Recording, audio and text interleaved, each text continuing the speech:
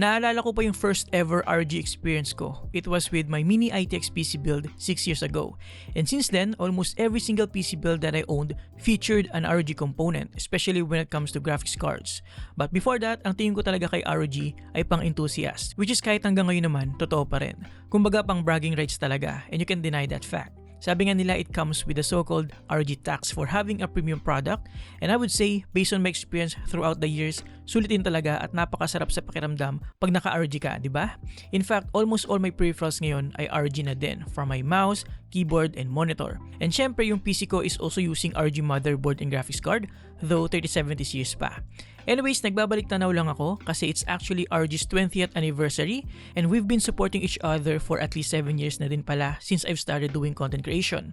Nakapag-review na ako ng peripherals nila, monitors, laptops, PC components, and even routers pa nga.